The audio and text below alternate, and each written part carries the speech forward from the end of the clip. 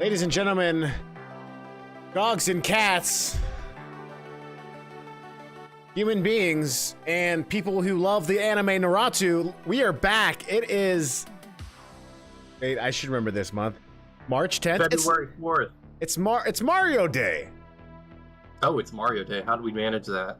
It's Mario Day, and because it's Mario Day, I thought you were going to shave your beard for a mustache. You didn't.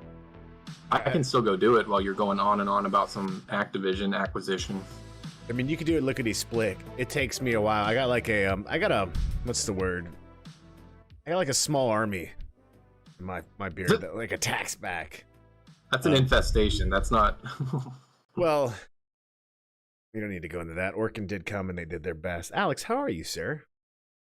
Doing pretty well today. Yeah.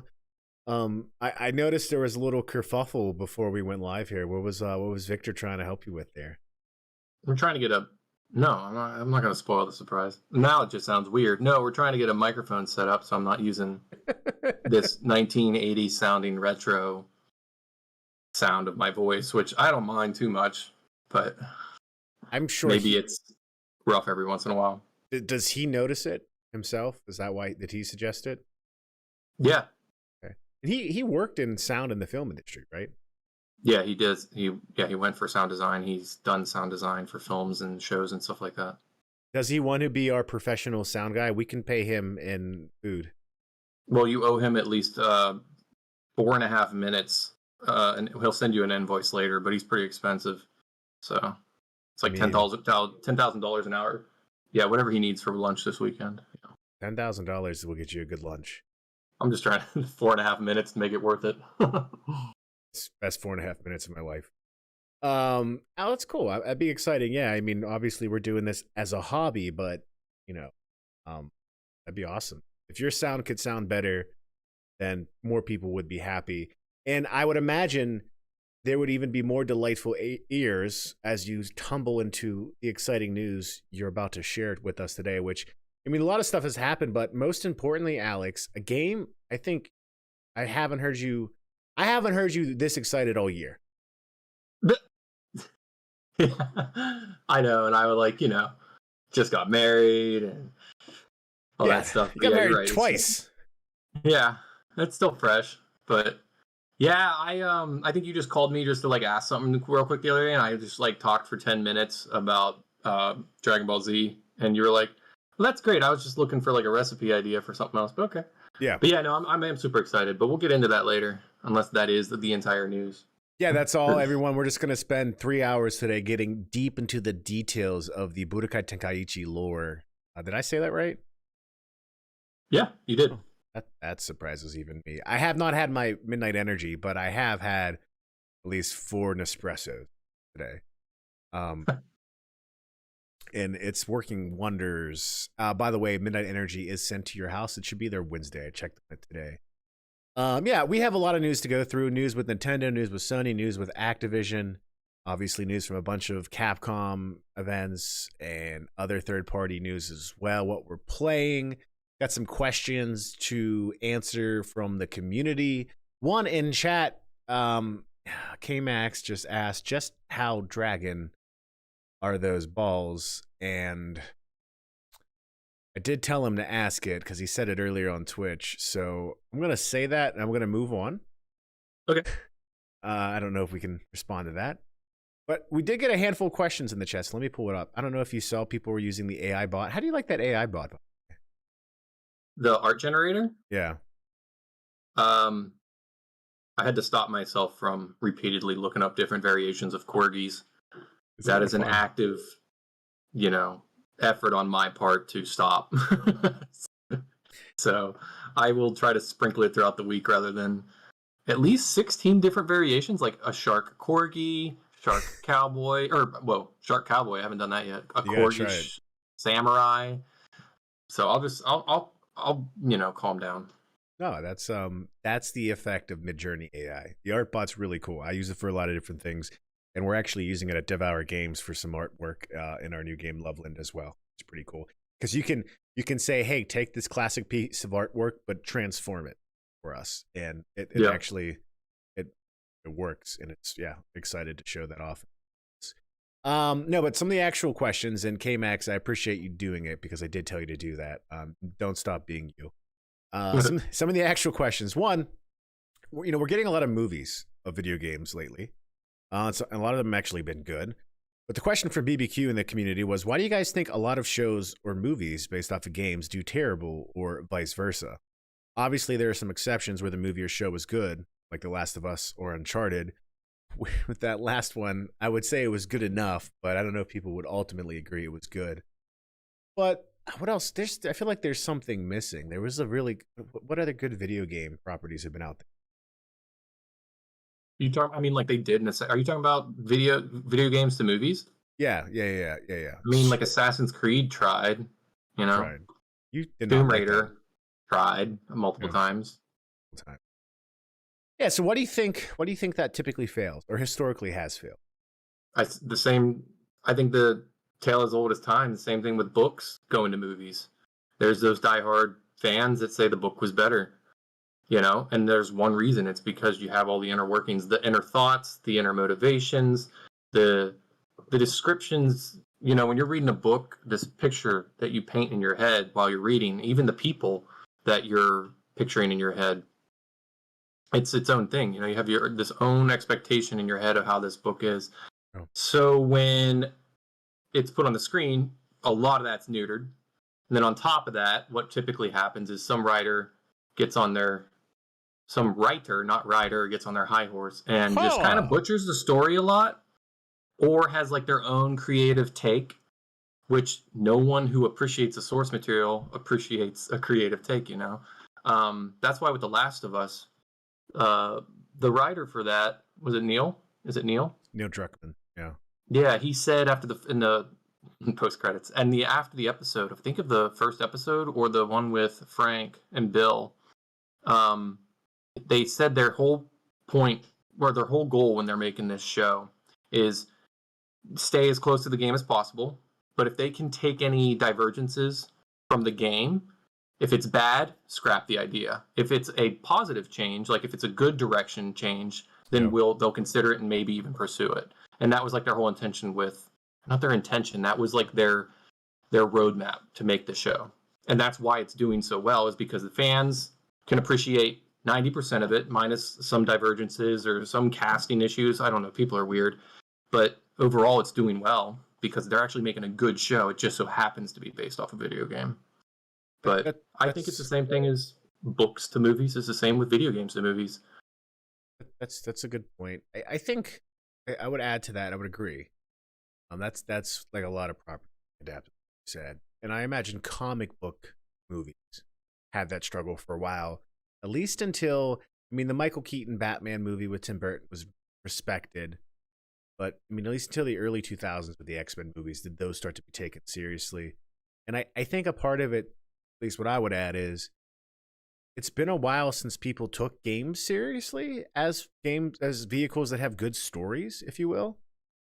Like a lot of people's idea of a video game is just this silly little toy, at least historically. And so when people try to adopt it in the past, I feel like, to what you're saying about The Last of Us, they didn't actually just, at the very least, make it good. Use good skill, technique, good production value, good writing, or anything like that. It was just like, oh yeah, this guy. Story. Yeah. And I think that's a factor too that's changing. Like, gosh, Sonic the Hedgehog is practically bare minimum on story, but they've made good Sonic movies. Mm-hmm. And I think, again, that comes down to them actually trying more as well. And I think a part of that also is historically because people who are in these positions to make these shows and movies now are firmly rooted in a culture and identity in which games are not just a hobby with some weirdos. It's something more than that for everyone, right? So I would... the target audience has grown up from those 80s. Anyone who was around like when gaming took off in the 80s and 90s, we're all that older generation now that is I think the highest traffic for movies and stuff. So like you have an age group, anyone, I'm not going to cut out other people, but I'm just saying in the 80s, a lot of those people have never played games, and people are fans of Mario. We're only the people who played it in those 5 years that it existed, or just another entire country. But I think their target audience for video game movies is huge compared to, I mean, obviously 40 years ago. But as I said, 40 years, it kind of got sad. So I'll let you go. You're not 40 yet, but you will die, actually. With that, yeah, Tommy in the chat as well says the problem is forcing a much larger story than the 2.5 hours. Yeah, and I would agree with that. Again, Alex, similar to what you said about adopting a book. Like Lord of the Rings movies, I think for the most part with Peter Jackson was pretty faithful. And there were some liberties to a degree, but also things they chose to ignore just because you have to ignore if you're going to adopt Tolkien's stories into 3 movies at the very least. Yeah. So there's always that, convergence of taking something and turning it into a different format. I think games into movies or shows are going to get better. I mean, even the Halo TV show on Paramount, I didn't expect a lot of production value from a Paramount TV show, but at the very least, it was an impressive looking show, and the combat scenes in it were really good. But going into bad writing, similar to what The Witcher's done at times, they butchered the character of Halo, the Master Chief, excuse me. Just some decisions they made, I felt like they didn't have to. It took away from Master Chief as a character. Personally, Master Chief as a character, he's like a John Wick figure where, like if you have John Wick, did you see Nobody? Yeah. Yeah, Nobody. Yeah, with Bob Odenkirk. Yeah. Yes, I did. Did you like it? Yes, I did. It's a great movie. And obviously it was just a little bit more silly than John Wick, especially like the whole, like especially when Christopher Lloyd got into it. That was good. But yeah, it was still a great movie. It's entertaining. I've heard 2 folks talk about those 2 movies because the guy who made Nobody also made John Wick. So they're very similar, and you're wondering like, well, how could they be so similar, right? It's the intensity of the action, and just the choreography of everything about it. The kitty bracelet, the dog, all that stuff. All that. But the way I heard those 2 movies compared and contrasted is John Wick is very much a mythical figure in the traditional classical sense. Like, he is someone everyone fears in that first movie. You don't know anything about him, but you get that mythical sense that he's not someone you want to mess with without getting any story or backstory. It does that so well. And then as John Wick progresses, he still maintains that very mythical status throughout all those movies. Where Nobody, it kind of starts from the reverse to where you relate to Bob Odenkirk's character very much. It's almost like, and you see this in the writing, all the different times in the beginning of the movie where everyone's like, oh, let me tell you, if that was my house, I would have, let him have it. Oh man, like it's just my dream, right? Like it's kind of hinting that every man has that dream to just want to release mad violence on someone. I know you do. And that's kind of what Nobody is going for, is like, this is for the everyman. Like, we look at who you are or could be, where John Wick is very much the mythical, like, what do they call him? The Baba? No, which is the Baba Yaga. Baba Yaga. So that's intentional. There's this nomenclature aspect to like keep with that mythical status. I say all that to say that's what the Master Chief is. I'm not supposed to be like I am the Master Chief. The Master Chief is some mythical ideal. Like, he doesn't stress. He doesn't have any of these needs that we see as our base human needs. And that's what makes him such a cool character when you immerse yourself into him. And the TV show took that away. They made him very much, they showed him in a way that, to me, just lowered Master Chief. TV show for what? Halo. Oh, Master Chief. Okay. Yeah, I thought you said there was a John Wick TV show, and I was like, that would be horrible. Not been keeping up. Yeah. But I see what you did. I see what you mean. Especially when you are that character, it's who you were in that game the entire time, and then that's the one you like the least in the show. Yeah. And again, I say all that to say, even with the bad writing takes, and there were certain takes they did that I was just like, nah, that wasn't good. But even with that, the Halo TV show had really good production value. Like, there were some action scenes where like, oh, this could have been great. This watching, it's like, this is my dream. Whenever they rumored, I think Peter Jackson was rumored for years to be working on a Halo movie. After District 9 came out. Yeah, that the rumors even heated up because of all the weapons and stuff in that. But yeah, right. Mm-hmm. Like, yeah, I mean, I don't want to get into specific things, like, but they did stuff right in the beginning. Even then, you overlook it, it kept, yeah. So I still have to say, like, in general, I think it's going to get better, but the writing could always be bad. There could always be what happened with The Witcher, where there's some writers who were like, well, I think the character should be like this. Like, oh, Mario's he's not Italian anymore. He's Greek. Get out of here. Yeah. There's nothing wrong with that. Same amount of hair. Yes. Well, yeah. Anyways, so that was that one question. Like, even the new Mortal Kombat movie, did you see that? Oh yeah, I forgot all about that. I like the actor who plays, well, I think he was the Scorpion, the one at the beginning of the movie. I really like that actor. He was also in Bullet Train. He was briefly in Avengers Endgame. He's in Bullet Train? He was in Last Samurai. It's that guy. Yeah. I just wish he would have like stronger roles or more prominent roles. Bullet Train's good. Bullet Train's real good. But yeah, Mortal Kombat. Yeah, it was way more entertaining than the previous ones. And I like them. It wasn't as campy, obviously, but yeah. Anyways, okay, so that was the first question. Next question is best video game soundtrack ever. What's your favorite? We'll phrase it that way. What's your favorite video game soundtrack? Single game or series? It's a hard question. I'm personally thinking series or franchise, but that can work for me. Franchise would be Kingdom Hearts. I get that. I have almost every single one of those melodies just pops in my head throughout the whole week because I've just put way too many hours. I mean, if the easy cheat answer would be Final Fantasy VII, but Kingdom Hearts covers some of that.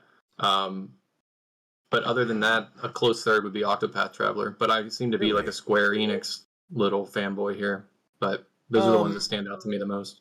Yeah, I didn't know you liked Square Enix at all, actually. Yeah, so if I would go about it that way, favorite series would be The Legend of Zelda. And my favorite, ironically, my favorite song from The Legend of Zelda would be the trailer song for Breath of the Wild with the dragon. I don't know if you remember that. It's a very specific song they only had in the one trailer, and it just had me pumped. It was like the first major reveal when they announced the Switch. They announced the game coming out for the Switch at launch. Yeah. Someone mentioned Sonic the Hedgehog 2. Casino Night Zone is good. Castlevania, a lot of good series. Nier Automata, that was a good one. Remember that one? Yeah, that's another. That was more atmospheric than melody heavy for me. It was really good, but it's not what I hear in my head for Kingdom Hearts and stuff. There's the one song in Nier Automata, I forget the name of it, gosh darn it, but it's got lyrics, and it's whenever you fight the opera robot. And it's such a tragic story that's told in this song that's so epic, where someone who wanted love and all this almost ended up pursuing it in a vainglorious way. And nothing could ever satisfy this person because they pursued this empty love. And it ends up turning this lady robot into this horrible beast that ends up consuming everything around her. Like, she becomes this black hole because of this great desire just to be loved. That whole entire movie is, the whole entire game is philosophizing about the human nature, our nature to be loved, all that stuff. But then, like, how this thing pursues it in a corrupt way and how it corrupts her. And that song, I forget it. It's so epic, but it actually makes me cry sometimes when I think about it. Yeah, Baby Don't Hurt Me No More. Night at the Roxbury. There it is. Yeah, so that's a good one. But yeah, I'd say the Legend of Zelda series. I don't know if I could pick a specific game right now. But close second for me would be Martin O'Donnell's soundtrack for Halo game. The Halo soundtrack. Well, cool. That's it. The only other question is, Alex, if someone paid you $50, would you travel to Pittsburgh to slap Mark in the face? No. Okay. I just made that up. You passed the test. All right. Getting into the news. My hesitation didn't really factor. Okay, that's good. No, I was wondering, like, does he think this is an actual question? What's the break-even price? It's got to be at least the plane ticket. just the plane ticket, yeah. Probably $200 right now. Okay, so starting off with the news, I'm talking about Nintendo, as always. Disclaimer, I own Nintendo stock. I'll shut up now, but just putting that out there. Don't listen to me if you don't want to. But some bad news for Nintendo in the first and foremost as we kick off. Video Game Chronicles reports by Jordan Midler, Pokemon Scarlet and Violet's latest update is reportedly deleting save files. Pokemon Go functionality is reportedly causing the issue. So just to paraphrase here, the latest update allowed players to send postcards between Go and Scarlet and Violet. However, according to several users on Reddit, pairing the game with Go, a functionality that was introduced in the latest patch, has caused massive issues with the game's save files. Nintendo's yet to acknowledge the issue, although some users on Reddit are claiming that when opening a ticket about the issues with Nintendo support, they're being told that the issues are being investigated. It appears that simply updating the game to the latest version doesn't cause issues on its own. Issues reportedly only emerge when connecting the game to Pokemon Go. So basically, if you potentially use this feature, your entire save file is corrupted and is not able to be salvaged. So don't send any postcards. Alex, are you nervous about that? I have not tried to pair Pokemon Go to Scarlet and Violet. I was waiting for the DLCs to come out, so I'm pretty safe. Okay. Yeah, I haven't even, unless it's doing it automatically, I haven't even done it. The updates. Did you play the demo discs for PlayStation way back in the late 90s? This is connected. Yes, but which ones? Like, there was the PlayStation Underground demo discs. There was demo discs you get from freaking Pizza Hut, you know? Like, yeah, that's the ones I'm talking about. So, did you ever play the Beautiful Joe demo on any of those? On PlayStation 2. Maybe. I think that was a PlayStation 2 GameCube game. I feel like I did, actually. I feel like I played a Beautiful Joe demo at some point because I bought that game, I feel like, after playing a demo for it. Because playing that demo, I don't know if it was widespread, but it was linked to that single demo, wiped data from people's memory cards. And that's my only history with that thing ever happening. It was... I lost all my progress on a whole bunch of games at the time, and like I said, I don't remember if it was PlayStation or PlayStation 2, but it wiped all the save files from the memory cards that were in slots 1 and 2. That demo for Beautiful Joe. Yeah, so I just Googled it. Thank you, Google. Memory card corruption, holiday demo disc for PlayStation Holiday 2004 for Beautiful Joe 2 on the PlayStation 2.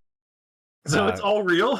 Yeah, it's very real. When the game is played, it causes all memory cards inserted into the PS2 console to become corrupted and lose all save data. The corrupted cards had to be reformatted to be, again, the article continues, why it sucks. As said above, you lose all your data. Redeeming qualities. Redeeming qualities. This may allow corrupted data that cannot be deleted to be removed from the memory card, because you have no choice. Yeah, that was a good game, Beautiful Joe. That would. I know it was, and that's one of the ones that I always thought, like, if it ever gets revamped or re-released, I remember it being an awesome comic book style side scroller. There was a game that was released like 2 years ago that looked like it was supposed to be that, but it was just some other obscure name. I think it was for the Switch, but I was like, why couldn't this have just been Beautiful Joe? That was. You're probably thinking of the other game that team made. They ported it. Platinum Games made that. So makers of Bayonetta. And they released a game called The Wonderful 101. Yes, that's it. Yeah, so that I've never played that one, but that was a game they made for the Wii U, and again, the Wii U sold like 10 million copies, 11 million copies only. So I mean, the hardware did. So they. What was the graduating class for the Wii U in 2005? Less than both our high schools combined. Oh, okay, yeah, no wonder. Yeah, again, not accredited. Big lawsuit. Federal court had to get involved. It was tragic, but. Yeah, so that was another Platinum Games made that, and like that was probably one of the bigger games Platinum did back in the day that we could think of, where they really said, "Yeah, we're great at what we do." They were in the Marvel vs. Capcom game. Beautiful Joe was, at least. Yeah, I think it's a Capcom character. I think 3. Yeah. They make a Beautiful Joe 3. Sidetrack. No, and he was in Marvel vs. Oh, I see what you're saying. The sequel. Yeah, so that's my tangent. I'm glad it's real and not just something me and my friend went through. No, it's very real. Yeah, so I will wait. Well, now I know once the DLC drops, I'll make sure that Scarlet and Violet's not having any issues. They just don't sell anyone postcards. In the fall. Yeah. Dang. Man, I wonder how many people were either completed Pokédex. That is a super unfortunate. Tommy Worm says in the chat, talk about replayability. How do we get people to put more hours into this? Corruption turned positive. Speaking of corruption, this is March 10th. It's Mario Day. And unfortunately, a giant ape has now made the day all about him. Yes, that's right, ladies and gentlemen. Donkey Kong has been announced as coming to the Lego Super Mario set this summer. So you see in the article, that was a good. No, I really thought you were going to talk about Budokai because it was Saiyan's like a great ape. I was like, yep, crashed it. Yeah. It's going to take a huge chunk of time later. They did crash it. No. So Lego said, Lego announced a few days ago on their Twitter, I believe, I'm not sure where, but that we have a big announcement for Mario Day for Lego sets. And this is from Tom Ivan at Video Game News, Video Game Chronicles. Ultimately, they announced a brand new set, which is based off of the Drybone Bowser Castle. It's called the Dry Bowser Castle Battle, which will launch August 1st, and it's pictured on the website, so you could see it today. It's not for Nintendo and Lego have paired up for the sets that are for kids that have the interactivity and all that stuff. But they've also have the sets that are 18 and plus, like the Super Mario 64 block you can see behind me. Some other sets like the NES, the Big Bowser, all that. So this isn't one of those, but they have said that Donkey Kong is coming as well, and now people are wondering. They haven't confirmed yet, but are we going to get Donkey Kong Jungle sets as well? Which I could see that happening, but they at least announced that Donkey Kong as a character will be coming to the Mario sets. I have a confession. Ooh, go ahead. I was wondering if you are in the same boat. Going back to the opening question, is Donkey Kong Country in your top 5 for favorite video games, music soundtrack? I would say, making me do this right now. There are certain songs in that game. I mean, that game I think is pretty much regarded universally as one of the best soundtracks ever. Okay, good. So it's there. All right, that's all I needed.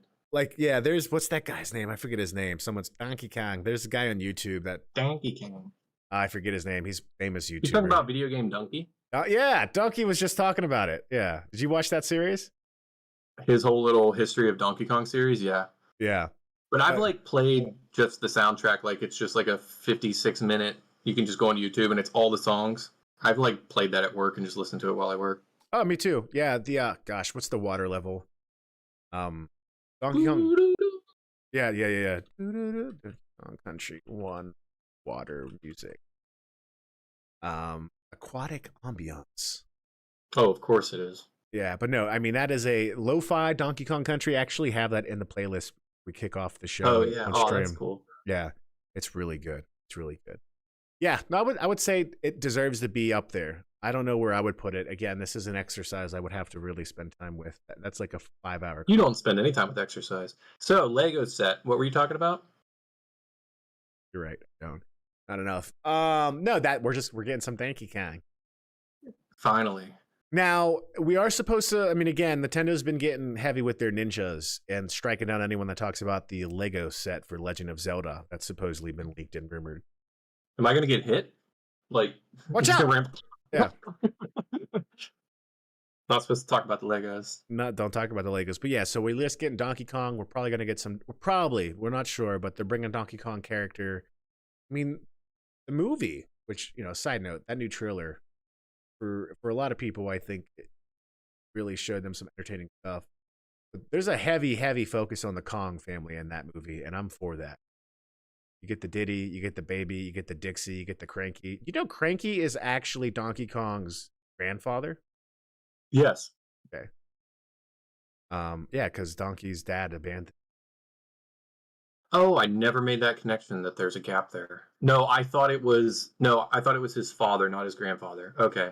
No, I thought it was Diddy's grandfather. Yeah, and Cranky's the original Donkey Kong from the arcade game. Oh my, the one that was throwing barrels and angry at everyone? He's very cranky. I mean, yeah. It checks out. Yeah. So, yeah, we're going to get Donkey Kong and Lego. Everyone's going to be happy. That'd be cool if there was a Cranky Kong set. Throw barrels down. Yo, KMX has a good point in the chat. Will Donkey Kong in the Lego set be voiced by Seth Rogen? Let's talk about this. I mean, just because I know it will personally annoy KMax, I'm going to say I hope it does. Yeah, let's root for this. Let's get some buttons on the backs of these guys. Yeah, we're going to put buttons and it's going to be Seth Rogen. Oh, man. That Ninja Turtles movie, I don't know if you saw the trailer for it. Yeah, you did. It looks good. I did. But when it describes Seth Rogen as perpetual teenager, I was like, I would describe him as that. Yeah. Written by perpetual child Seth Rogen? Which one was it? Written and produced by perpetual teenager Seth Rogen. That's what it was. Yeah, that movie looks fantastic. I got kind of like this feels like a good start for the Turtles, so I'm excited for that. But anyways, we're off track now. We went. We went all Right. kinds of places. We did want to Speaking talk of, about the movie for the we movie went trailer. to Ohio. That's how far off track we went. Where were you? Ohio. Where were you at? You don't want to go to Ohio. Nothing lives in Ohio. Ohio's #1 export is crippling depression Acid rain. and acid rain. Sorry for people from Ohio. Anyways, yeah. So in keeping with the Nintendo Switch news, Nintendo news in general, again highlighted by Jordan Midler from Video Game Chronicles, Switch's successor faces backwards compatibility challenges. Developers You mean suggest. to tell me the Super Switch is real? You mean to tell me there's another Switch coming out? This is confirmation. Whoa. So this started with a YouTuber named Modern Vintage Gamer, and he's connected to Spawnwave, who's very much a good YouTuber. He Spawnwave got famous back in 17 whenever the Switch came out, and he kind of identified why the Joy-Con was drifting. He worked in that industry and hardware repair and all that. But so essentially in a newly published video, and this is from the article, MVG digs into the possible components for Nintendo's next console and explains why incompatibility between new hardware and how current Switch software is compiled means that support for legacy Switch systems isn't necessarily a given. So, again, talks about how the current Switch uses a Tegra X1 chip, which was originally in the NVIDIA Power Shield for Android TV, and yada yada yada. This is a new system on a chip from Tegra, from the NVIDIA that they're going to be using, and there's going to be limitations. So I'm going to stop right there without getting too far in the article and explain what I think this article in this video was trying to do. Whenever they made the GameCube, whenever they made the Wii, it's not like the Wii just was going to work with the GameCube. They had to make sure that something was in the Wii, specifically GameCube components, that would make sure all GameCube games would work with the Wii. This video was basically talking like, hey, if they want to make Switch backwards compatible, Super Switch, whatever it's called, they're gonna have to do something about it ultimately. It's like if you want to port a game, you actually have to port it. So people took this as, oh, it's not happening now. Yeah. And it kind of like, obviously the way YouTube and the internet works, it just went wildfire. Like people were freaking out. And again, this guy's just basically from a technical game development perspective talking about like the architecture for the Tegra 1 is unique enough. And Nintendo's either going to have to find out a way to emulate it with this new hardware, or they're going to have to put a Tegra 1 chip on the new Switch, which, honestly, this is a chip from 2015 and it's almost 2023, 24, like 9-year-old chip. That might not be that expensive to do.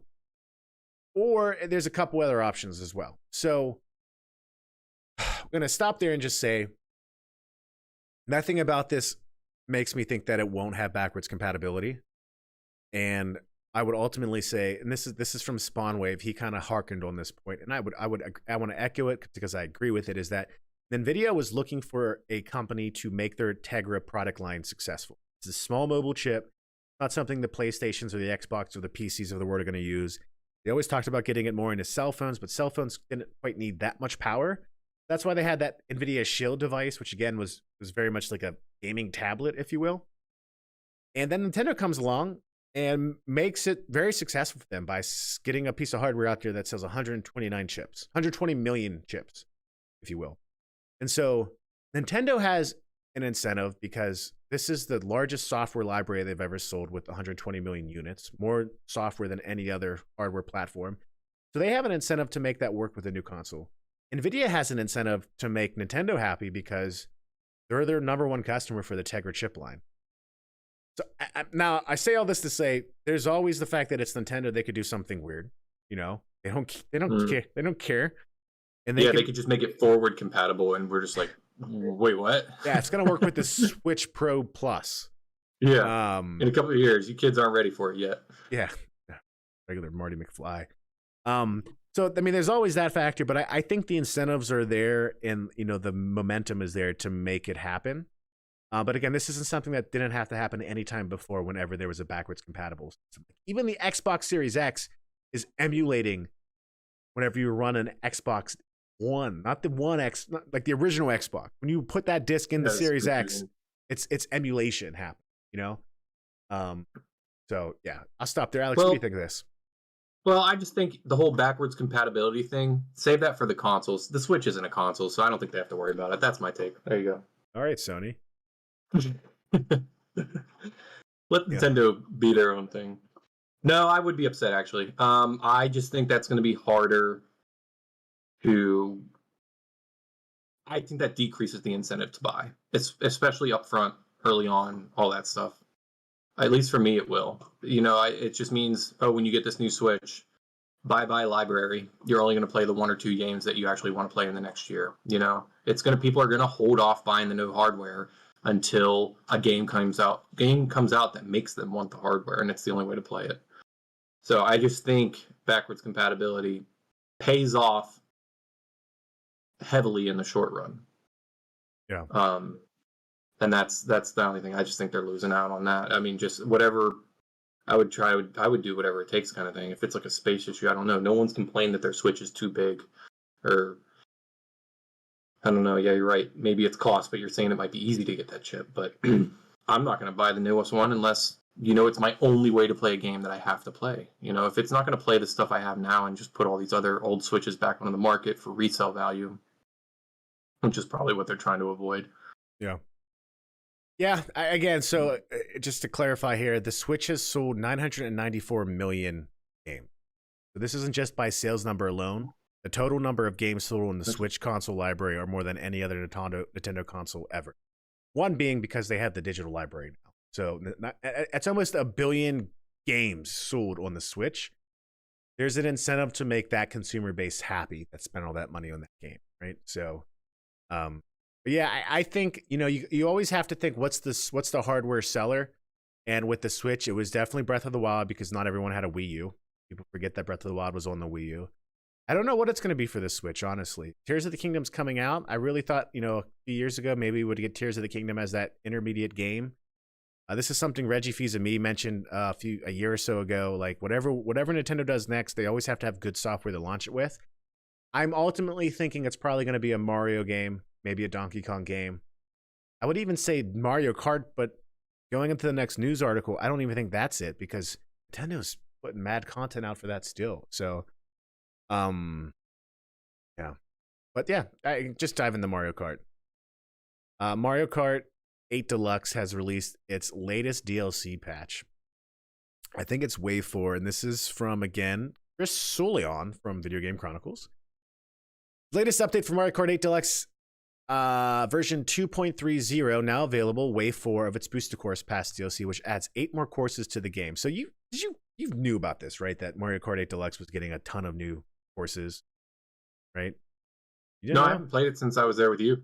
Okay, yeah. I mean, they've added probably like, I don't know, over 20 or 30 courses so far since the original game came out with this DLC. And the crazy one is they're adding new characters now. So in this most recent DLC, Birdo is now available. Birdo, that's the one lady. Yeah, that thing from Super Mario Bros. 2. Yes. Yeah, exactly. So Birdo's now available, and here's the crazy thing. So did they list the other characters? No, they haven't, and that's what we know now. That's the weird thing is, along with this update, it was a surprise to everyone because we knew Birdo was coming, but it was a surprise when people downloaded the update. They now got 5 new question mark character spots. So like saying, hey, we got 5 more characters coming. Who are they? And so people wondering, is it going to be Mario related? Is it going to be something outside of the Mario universe like Splatoon or Zelda? What do you think? Who do you think they're going to put? All 8 Octopath Travelers. There's only 5 spots. They're going to be bunking up. That was the whole point of the new game, was they do some joint paths. So they're going to be bunking together. It's just like with the Dragon Quest Hero and Smash cool. Brothers. When's the last time you played Mario Kart 8? That's a great question. Probably about like 6 months ago.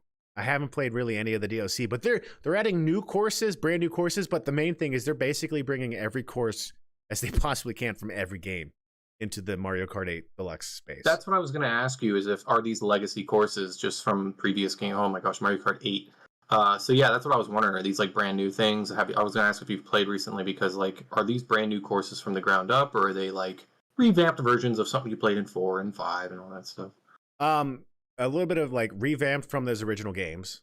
brought back Okay. into 8 Deluxe, art touch That's up, all cool. that stuff. But also new. I think there was a new course or two in this new one as well. So like, yeah, this is like the Mario game that anyone will. This is the ultimate Mario game, Mario Kart game. So yeah, I don't. That game came out like around launch, right? 2017. I mean, this is originally a Wii U This game. is a 5-year game support. That's crazy. It's the best selling game on the Switch too. Like, this game is still at the top of most NPD charts across the globe on a monthly basis because of how popular. Monthly basis. Like yeah, if I there's was gonna a say I thought that was released with the console. It's kind of like how was it Wii Sports or something was like the high selling game just because it was bundled with the Wii U or something. yeah, like that. I didn't Yeah. know if this Mario Kart was bundled. Yeah, no, this I don't think this was. I mean, there might have been a bundle with it as well. But yeah, it's just it's a long game, and that's how Nintendo likes to play it. Anything else with Nintendo? I mean, no, Pokemon scandal, the backwards compatibility conversation again. I like the comments on these articles. They're like, sounds like a bunch of nothing I should pay attention to. It's just like people blew it out of proportion. Like, is this not happening now? And it's like, well, again, for something to work, you have to put work in to make it work. And again, Modern Vintage Gamer, he's a developer himself, was just explaining what has to happen, and people took that, I think, as like, oh, does he think it's not going to happen? I'm like, what? No. Mm-hmm. All right, Alex, get ready to shave your mustache because we're about to transfer to the favorite topic that you could possibly think of. For those who don't know, Alex is emotionally, fiscally, and physically invested in the Sony Microsoft. I'm calling it a drama. Because this is Degrassi. We should just call it that. Activision Degrassi. Yeah, I'm waiting for a young Canadian Ryan Reynolds to make an appearance. I don't. It does get spicier every week, though. I will say the comments on the Excel, or just at least the articles, it's just another wrench thrown in the wheel to make it more interesting. It's getting more and more childish. Yes, and that's one of the things I want to start off with. So, Lulu Chang Messervey, who is a VP at Sony at Microsoft, tweeted out. Let me pull the article up. So this is a supposed quote from Jim Ryan. Lulu Chang, Microsoft. This went viral pretty quickly, but it's kind of coming off. This is kind of a full circus, if you will, at the moment. So I gotta find it. So yeah, she goes. This is on Twitter again. Microsoft is saying tweet this. Like, she's too important in communications and the company for her not to have some type of like, yeah, internally, we know what you're doing. Keep doing it. So this is her on Twitter 2 days ago, March 8th at 4:01 p.m. Eastern Standard Time. Microsoft offered Sony the dominant console leader for well over a decade with 80% market share, which again, they are the dominant console leader, but that percentage I don't pay attention to because it could be very selective in terms of what their equation looked like, if you will. They offered them a 10-year agreement on far better terms than Sony would ever get from us. We've also offered Sony guaranteed long-term access to Call of Duty, but they keep refusing. Why? The CEO of Sony Interactive answered that question in Brussels. In his words, Jim Ryan, quote, I don't want a new Call of Duty deal. I just want to block your merger. End quote. So, two things. One, this isn't an official quote source from the from the court hearing, if you will, at the EU, and it's not an official quote from Jim Ryan himself. But this is all I would add.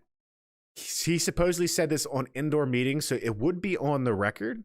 And if this was untrue, there would be some potential litigation risk, I would think, from Microsoft, for Microsoft, if this was just a straight up lie, ultimately. So who knows? This is just what someone tweeted, but again, an executive at Microsoft Xbox tweeted that Jim Ryan said this. Now, I'm going to stop there. I find that hilarious. Like, this to me, like... Were you talking about like saying the quiet part out loud, that part, or just kind the of mess? I mean, that and the mess itself. Like, yeah, like, of course we all kind of knew, right? Like, if they wanted a new deal, they would have accepted it, before they spent millions upon millions of dollars to try to block it, right? So you're just saying what everyone already knows, but it's just funny to hear it. So like, it's like someone going, "It's not you, it's me," and they're going, "No, it's you. It is you."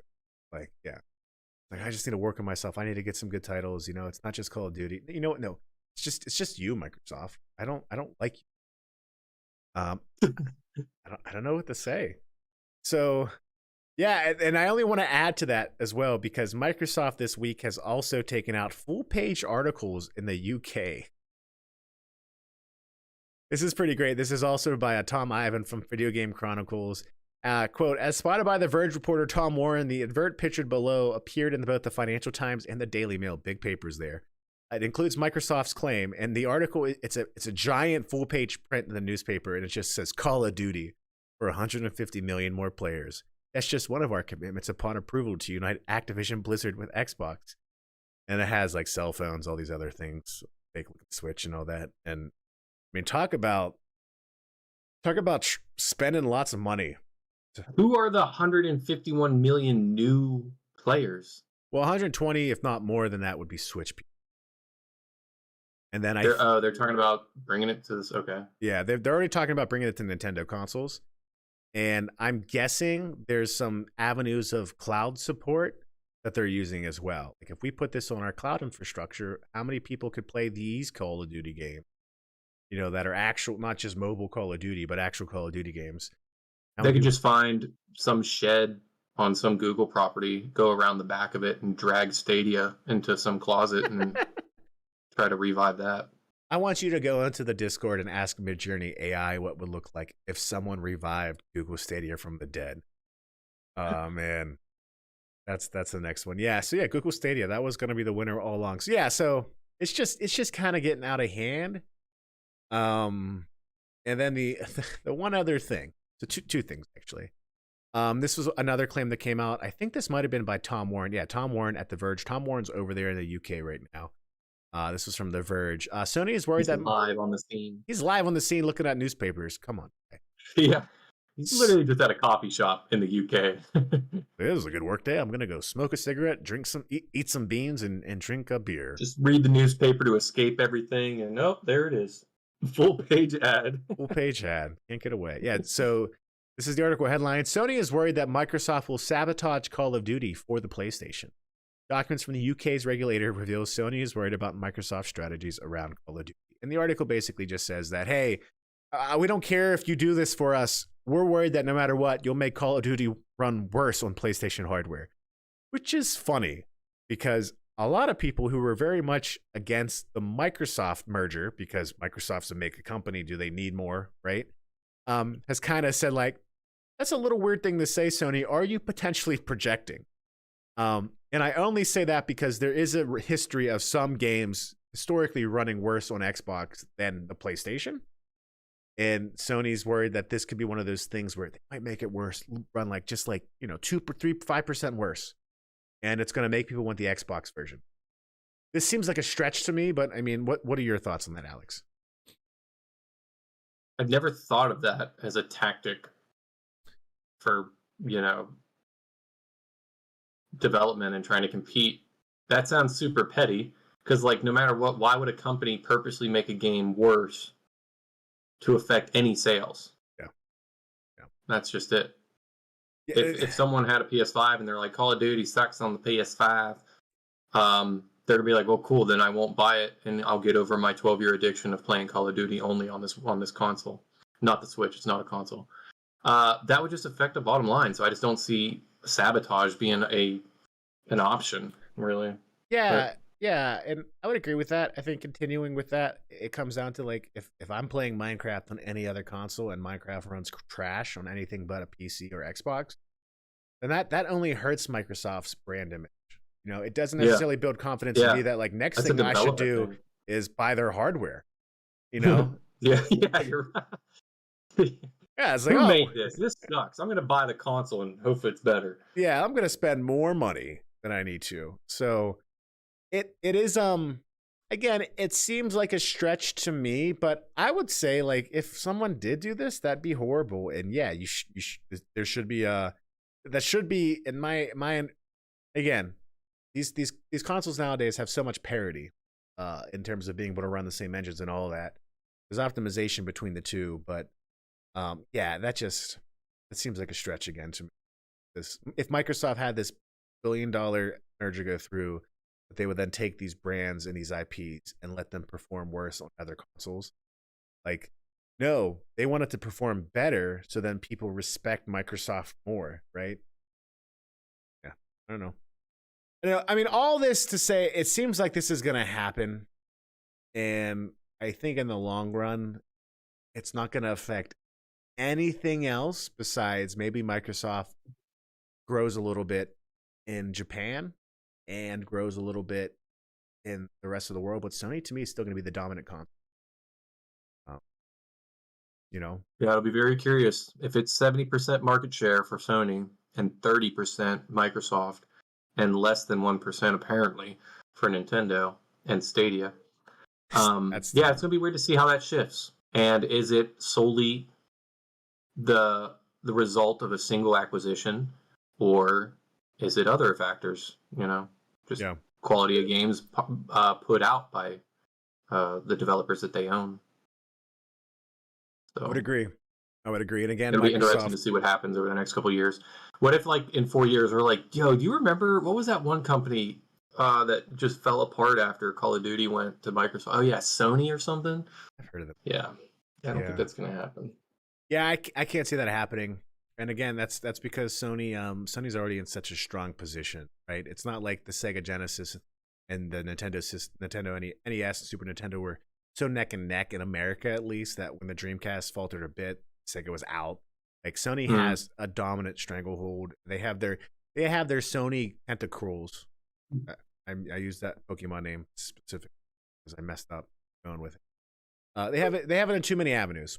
But speaking of Sony avenues, this article is from Game Rant by Pam Ferdinand. That rhymes. Get it, Pam? Yeah. All right, Pam. Did you say Pam? No, I said what you said. You said Pan or Pam? Yeah, that's what I said. What did they say?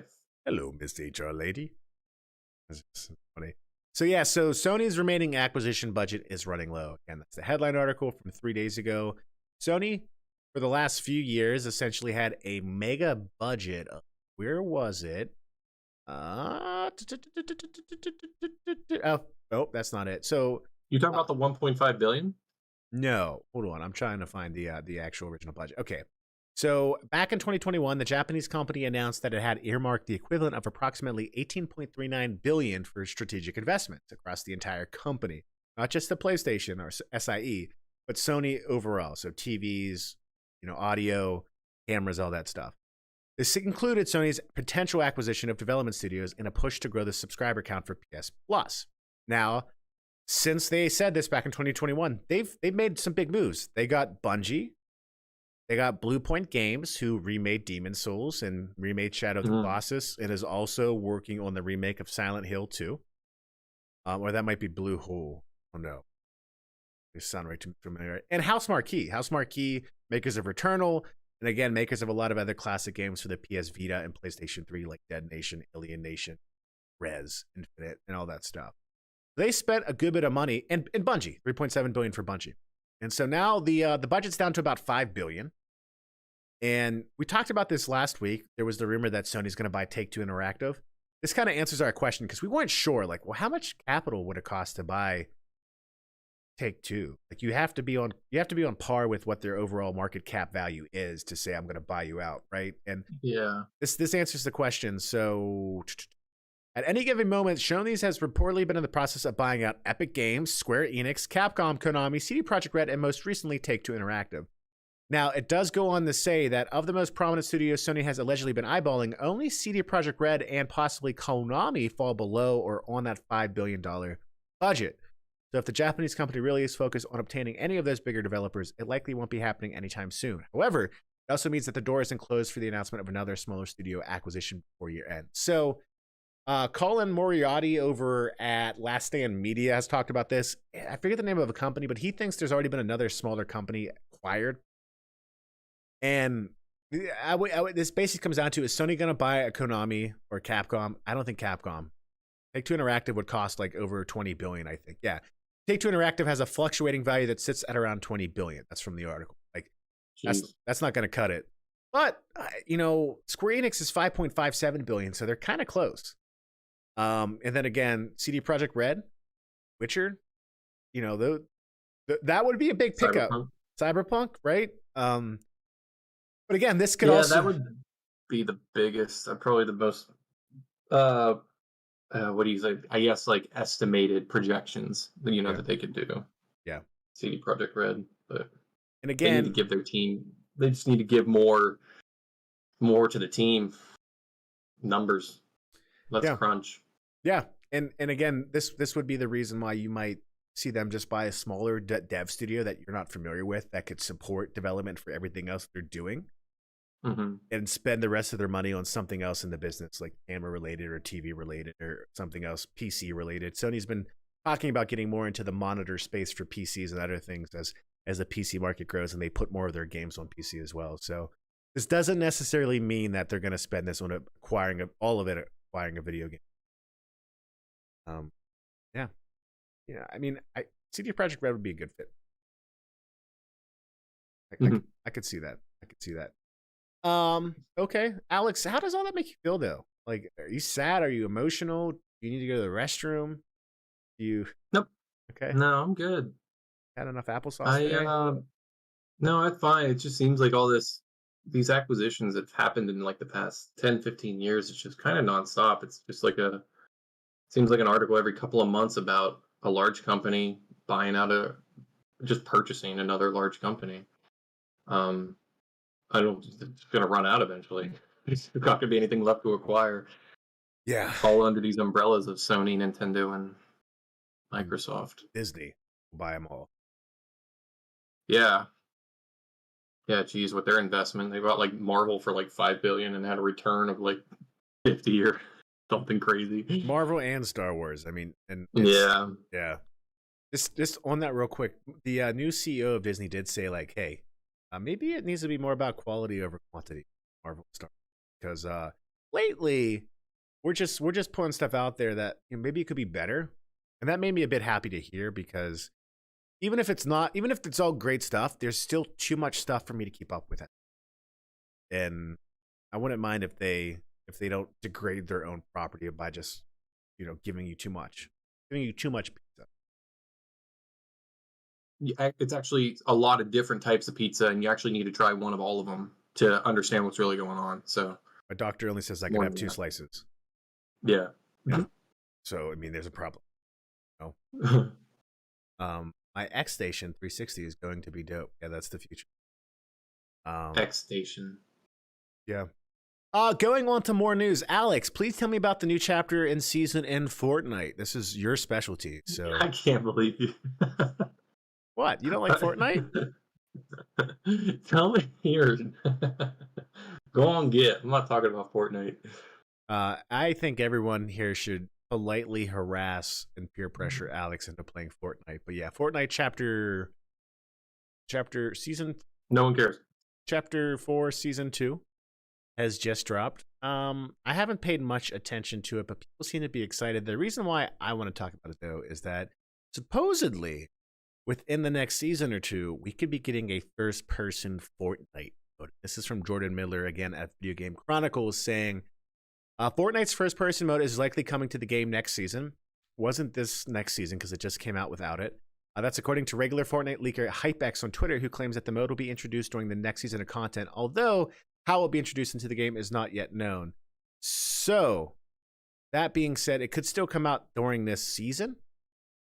While several guns in Fortnite already feature a first-person perspective when aiming down the sights, this may would seemingly lock players into this. I think it would be great. This is your Call of Duty at home. If you can't play Call of Duty because it's only on Microsoft now, you can play Call of Duty at home. Yeah, Fortnite's everywhere. This is the great value Call of Duty now. That's what they're doing, first person. Tommy Worms says, my 10-year-old niece just made me start playing again and skins shamed me for still using Vegeta. No, Tommy, ride it out. Your opinion is more than hers. She's only 10. Okay. I know. Yes. I mean, Doesn't be cool matter. to see. It'd be cool to see. Like I would get back into it. When Fortnite introduced no build mode, that's when I thought I'd finally try it, and I was like, this is a decent enough shooter. It's fun. I get why battle royales are interesting. There can never be another battle royale. Like I think Fortnite's going to be the only battle royale that really sticks it and stays with it in the long run, besides maybe Apex. But yeah, good on them. Good on them. Speaking about good on them, the legendary gaming development company Bethesda, who is known to never release a game with any bugs or jank ever. Oh, I know exactly who you're talking about. Yeah, this is Video Game Chronicles. Again, Jordan Midler saying Starfield release delayed until September, showcase scheduled for June. The game was initially planned to release during the first half of this year. Again, going back to Xbox's last summer Game Fest E3 2023, they said everything you see here will come out in the first half of 2023. This was 2022. And this was one of them. Now it's not happening. Do you have interest in Starfield, Alex? It's gonna be I like Bethesda games, but I will cautiously wait for this upon release. Like Fallout 3, I sunk so many hours into it. I know Fallout New Vegas was a Obsidian, but still I respect like the whole Fallout gameplay and universe and all that stuff, you know what I mean? Fallout 4 had its faults. That was the only game that I actually actively stopped. Like I'm telling you, every time we hear about other games and there's buggy and everything, I'm like, I never ran into anything. Fallout 4 was the first and I think only gaming experience where like I was on a mission for the Brotherhood of Steel and it was in like some Zeppelin, like we were flying somewhere and it just kept flying. It just bypassed the map and just went over the Atlantic, and I don't know where it would have stopped. I don't know if I was getting a sneak peek at Fallout Morocco, but it just kept going for like 5 minutes. It just kept going. And when I turned it back on, same thing. It just took off, and then it just kept going. So like that was the only one that like bugged that bad. It obviously got patched out. I later played it, but because of Bethesda and Fallout, like this is obvious. I'm super interested in this game, but I will wait for it to release and see what other people's opinions of it. Yeah. But yeah, I would. This is a game on my radar.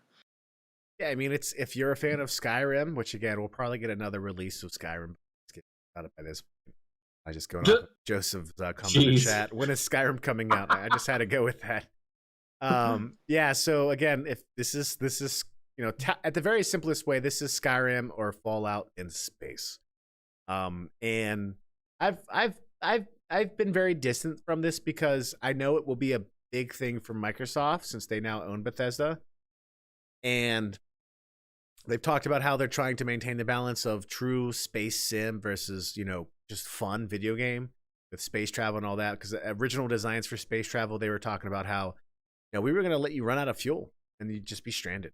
And like, that would be it. Like, just, you have to Well, technically, if you run out of fuel in space, you will be going at a constant speed. You can't decelerate. So you will crash somewhere at some point. Yeah. But the chances of you hitting something is infinitesimally small. So. Yeah. So again, they work through a lot of these questions, and I would hope now that ZeniMax and Bethesda is under someone else besides themselves. Yeah. Someone else has to look over them. Yeah. Microsoft's now going like, got Phil Spencer to going, hey, listen, we saw that mission in Fallout 4 when we got to go to Morocco. That's kind of it's kind of happening right now with Starfield. They're in Pittsburgh for some reason, and yeah, it's not even in the game. That was in Fallout 3. They brought that back. Fallout 3 actually had Pittsburgh. Yeah, it was called The Pit, and I think it was a DLC for Fallout 76. Yeah, I actually downloaded 76 because of that, but then I was like, "Well, I'm good. I don't want to play." Of course, it had gladiator style fighting. Like that's what Pittsburgh's known for. Yeah, I mean, get us an Iron City and give us some gladiator gear. Come on, and give us a losing football game. Go ahead to the north side. You're getting a gladiator arena. Yeah, that's what we do when we take out our frustration at Steelers. It's actually 100% true. All of it. Han Solo said so. Yeah, so I'm hoping that there's stricter expectations being put on Starfield right now. And that's possibly why we're getting this delay. But I know a lot of people this is their game of the year. Like, this is the game they're anticipating most out of anything else. So, I'm always of the opinion, better quality and less crunch. Let's do it. Right? Let's just do it. And let's make it happen. Anyways, Alex, when you talked about Beautiful Joe earlier, you made me you mentioned Capcom, right? Yeah. And funny enough, Capcom had an event yesterday. We talked about this last week, wondering what was going to happen in this event. This was their Spotlight. I think I called it. You did. Yeah. Well, part of it, right? Part of it. Spotlight That's for March more 2023. than what you've done in the past. All right. Listen, I've eaten whatever you gave me. Just drop it. Yeah, so the one thing we talked about with Monster Hunter Rise, because we talked about Monster Hunter Rise being talked about, is that, yeah, they did confirm the DLC is going to come to PlayStation, Xbox, I believe, in a month or so, June the 28th of April. Yeah, so for people playing those games on those platforms, you'll be able to get the Sunbreak DLC April 28th, same day as Star Wars Jedi Survivor. They don't. But it will be... They do in this household. Well, sounds like a personal problem. Again, this is an article from Eurogamer by Wesley Yin Pool. Everything's shown in the Spotlight. One big thing, Resident Evil 4 has a demo right now. You can go ahead and download that demo. It's called the Chainsaw Demo on Xbox, PlayStation, or PC, not on Switch, for the Resident Evil 4 remake that is due later this month. I believe that's coming out. Let me see. March 24th. It looks great. Again, you don't want to play it because you are a little bit of a scaredy guy. Even though you play Dark Souls and Demon Souls and like punishment, just don't want to shoot a zombie. You will die less in a Resident Evil game. It's not a dying. It's the jump scares. It's cheap to me, but that's not what I meant. I'm just saying I'm scared. It's cheap because it works on me. I'm not putting down anyone who enjoys these games. I respect them, but I just don't handle that. I can't. It's not enjoyable for me.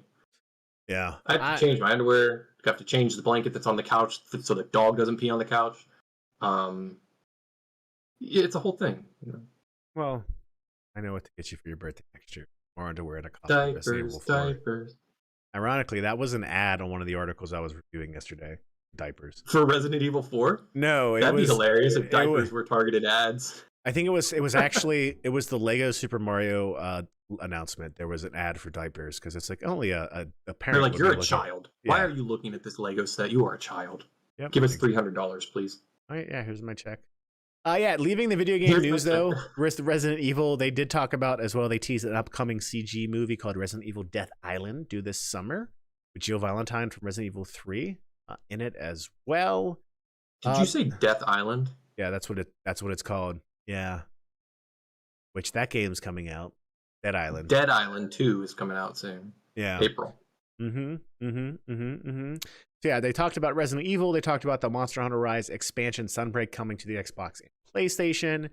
They also talked about a game that was shown at the Nintendo Switch Direct a month ago or so about the Ghost Trick Phantom Detective, which launches the 30th of June 2023 on PC, PlayStation, Xbox, and Switch. It's a game that I believe originally was a 3DS game. It looks like an interesting adventure story detective game. I don't know. It was a fan favorite for those who played it, but they talked about that as well. It looks interesting. It looks interesting. And next, they also talked about Exoprimal, which this game has me curious. Have you seen anything about Exoprimal? I don't know what that is. So it looks like a combination between, gosh, what's that ninja free-to-play Destiny game? Warframe. Yeah, it looks like a combination between Warframe and Dino Crisis, and maybe a little bit of Destiny. It's a wave-based. You're like in these mech suits, and you're fighting off waves of giant dinosaurs. Like something happened in this universe where these black holes open up in the sky, and literal dinosaurs just drop in the cities, and you time travel to manage these outbreaks. And that's coming out July 14th of this year. And a beta is going to be running the 17th and the 19th of March. There was a alpha or beta earlier this year as well. Some of the negatives, which I'm not surprised about, they did announce there being a battle pass, but they're calling it a survival pass. And hey everyone, welcome to 2016. Exoprimal here. It's hugs and kisses, Primal, not Exoprimal. I love it. But the other cool thing is, which at least makes it easy for me, is that it's going to be on Game Pass day one. So if it's cross-platform and you want to buy it on PlayStation, try it. But I'll at least try it on the Game Pass system. It does look cool. People were wondering, Capcom's remaking the Resident Evil games. Are they going to remake a Dino Crisis game? You remember Dino Crisis? Mm-hmm. Were those too scary for you as well? No. They weren't? No. It's like saying Jurassic Park. I mean, I guess you're a little right. Jurassic Park didn't really have, maybe has like 1 or 2 jump scares, but it's kind of like it's dinosaurs scaring you. It's not something just marginally left of realistic, you know? Yeah, it's something that was real, not something fictional. Body horror, you know? Yeah. The fictional thing scares you, but the thing that was real, that would eat me. Like, okay, interesting. This is good to know. So I never played Dino Crisis. Tommy and I had a good friend back in the day called Brian Ferranti, and he played these games a lot, Dino Crisis 1 and 2. They were popular. You know, I think they followed that Silent Hill RE trend of, you know, survival shooters that were more survival based, but, you know, getting that dinosaur game in. So people were hoping for a Dino Crisis remake, but it looks like this is what they're working on now. Again, it looks interesting. I'll try it again. No harm for me. I'm already paying for Pass. It's just Xbox, or what's it on? A PlayStation, Xbox, a PC. But it's just coming to Xbox on Game Pass Day 1. They did talk about Street Fighter 6 as well, which is again launching June 2nd. That game's looking more and more awesome. They announced some more killer commentators, as well as they just kind of did some more close-ups of some characters. They talked about this weird thing that they called a digital theme park called Capcom Town that opens June 12th. So it's a website that opens June 12th. I have no idea what it is. It's a website. It's not like Super Mario World, like an actual place to visit. No, but there's a part of me that's worried it's going to somehow do something with NFTs. You know? Why is everyone so you know, just never mind. I feel you on that. Capcom Town, my property. Last and least, and I'm saying that specifically for KMX in the community, they talked about Mega Man Battle Network Collection, the Legacy Collection. You didn't play these games, did you? I did. You did? Wait, I have 1 and 2 on the Switch, the Legacy. No. I don't know what Battle Network. No. Okay, yeah, so Mega Man Battle Network was a spin-off, just like X and Legends were spin-offs of Mega Man. And it was more of a tactics RPG game. They actually had a cartoon for it as well that was fairly popular back in the early 2000s called Mega Man NT, where you essentially... This was almost like you were basically a boy who hacked into the digital world, and Mega Man was someone that only existed in the digital world. This was this kind of version of Mega Man, which was interesting. The cartoon was kind of cool, but it wasn't Mega Man X to me, so I didn't care. But there's like 5 or 6 games coming out in this Legacy Collection, and they're doing a lot of cool things that fans of the game series wanted. Specifically, there was a card-based system that you could get cards in real life and use in the game for Mega Man Battle Network. Oh, like Dragon Ball Heroes. Maybe, yeah, I don't know. But like the Game Boy Advance had something called an e-reader, right? And so it was basically your ability to get these cards in real life and then use them in the game. And that was never something that was released in North America. They're releasing those digitally in this Legacy Collection for North America as well. So doing that, they're allowing you to watch a bunch of the original anime on Twitch. They're going to put ways to, they're going all out. Like honestly, for a game that that's cool. was probably played the least of, is getting a lot of collection. And they did do a lot of that like Pokemon Red Blue stuff with Mega Man Battle Network later on. Like I think 2 or 3 got to the point where there were 2 versions of each game, But again, there's like 5 or 6 of them total. Yeah. It's some people are happy. I'm going to try it. I have it pre-ordered, Alex, there's a lot of more news. I mean, I could keep going on and on, but I'm going to stop there. And I want to ask you, have you heard of something called Dragon Ball Z Budokai Tenkaichi? I have. Okay. Which surprises me because again, you got the Naruto stuff behind you. Yeah, that goes back. I mean, the first Budokai Tenkaichi came out in 2005. These games came out every October/November. Like it was like 3 years in a row, brand new game. Their story modes were built differently. and they had. So I guess I have the way to put this.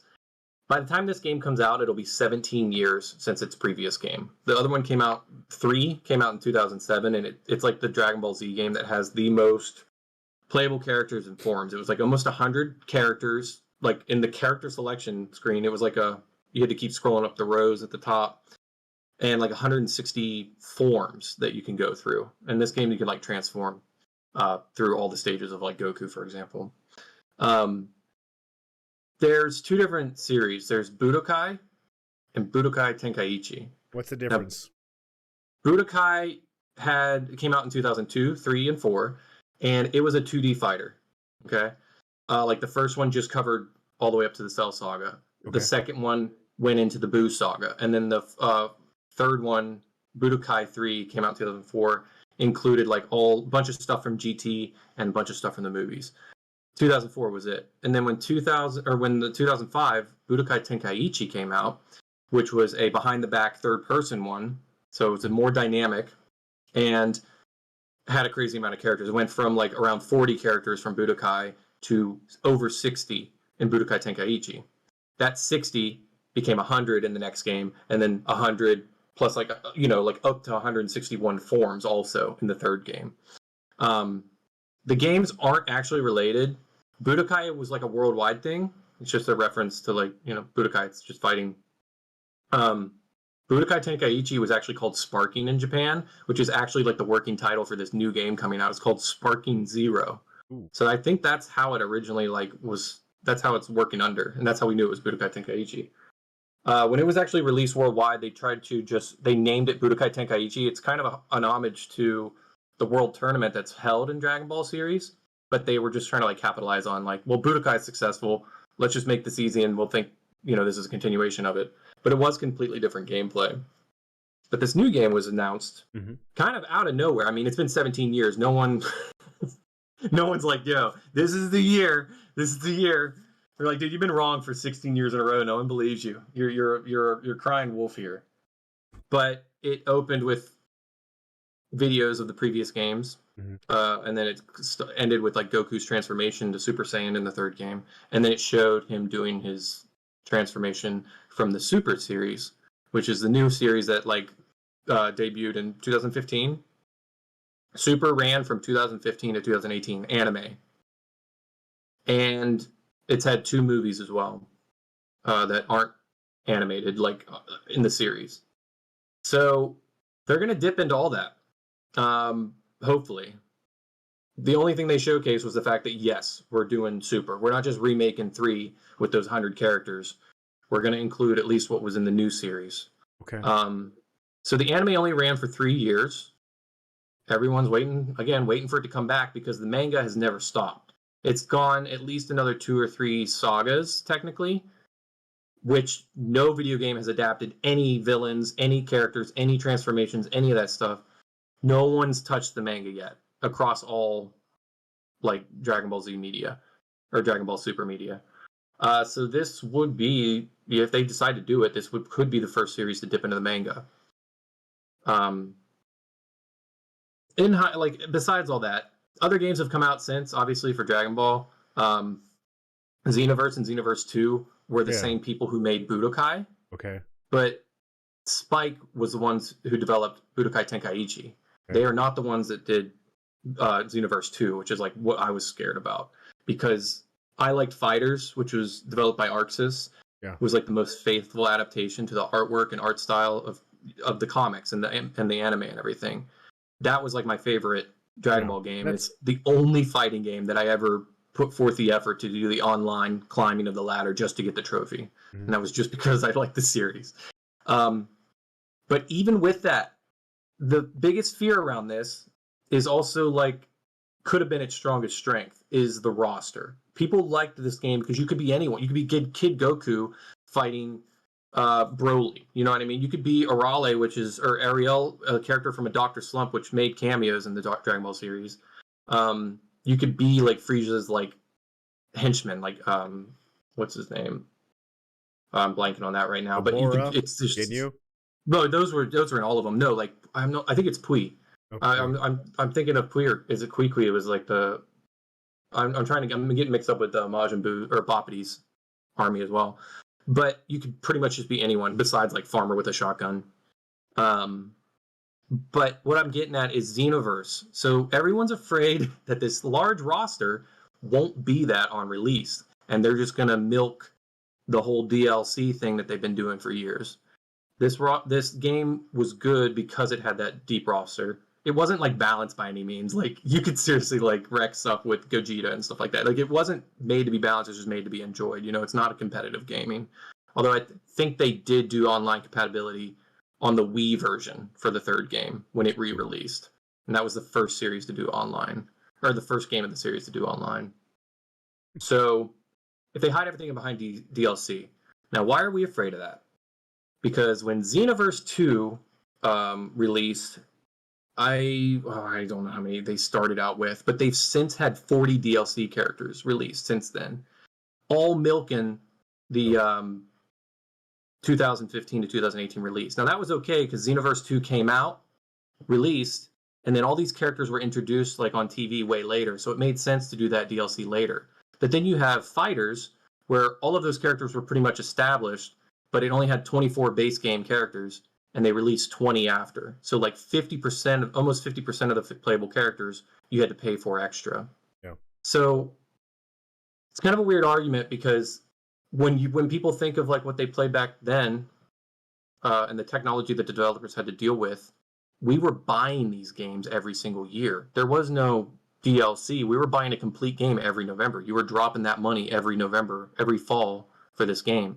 So when Fighters comes out and you pay full price for a game and you've since bought all these DLCs, it's kind of like you're paying less money for this game over time, because I'm not arguing for DLC, but I'm just saying it was weird looking back and thinking like, oh, all of this stuff was on release, but then we paid full price for a new game every fall anyways, rather than milking DLC for like 5 years. You know, we didn't buy a new game every year. Obviously, everything's changed. Fighters is a competitive fighting game and is used in tournaments and stuff. But I think Xenoverse 2, that's what it was, 68 base game. And with all of its variations and all of its transformations and all the different clothes you can get, there's like 250 in-game models. But yeah, so I'm excited, but people are just expecting a DLC crisis with this. Especially since a lot of the assets look like they could have already been done or imported from other games. Like they could reuse assets. It's all Bandai, you know? And so publisher. Right. Yeah. Super excited, but it would have to retain its original novelty, which is that huge roster, to not be like Xenoverse, you know? And no one's expecting it to you know, compete with Fighters in any way. The 2D fighting game, which is like a 3-on-3. And that I was going to ask you about that, because Fighters by Arc Systems, the Guilty Gear developers, Arc Systems makes some of the best fighting games out there in terms of games respected by the fighting fan base, if you will.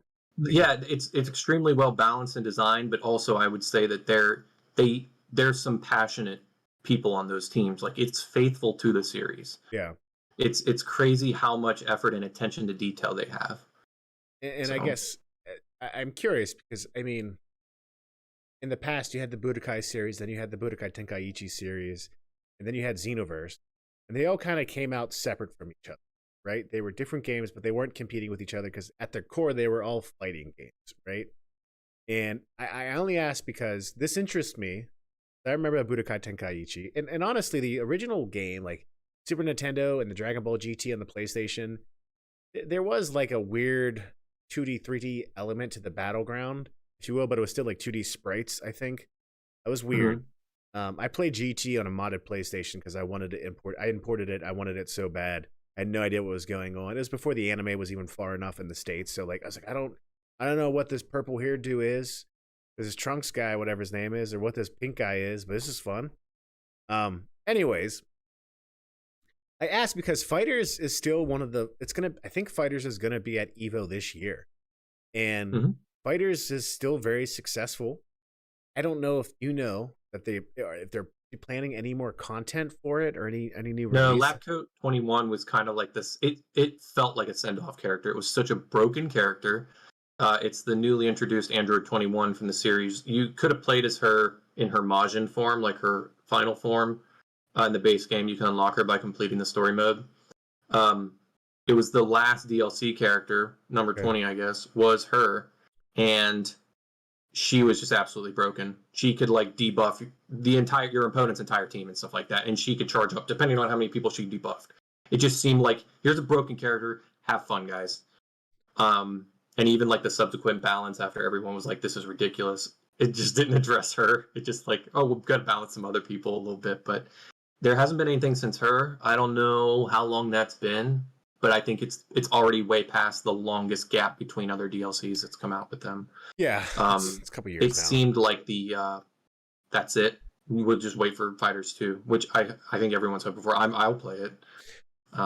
Yeah, and that's kind of the question I was getting at. So I did just confirm the Evo this year is Street Fighter 6, which will be out for 2 months by that time. Guilty Gear Strive, again, Arc Systems. Mortal Kombat 11, still going strong. Tekken 7, King of Fighters 5, Melty Blood, Dragon Ball Fighters, and Marvel vs. Capcom 3, which is cool because the last one they made was pretty bad.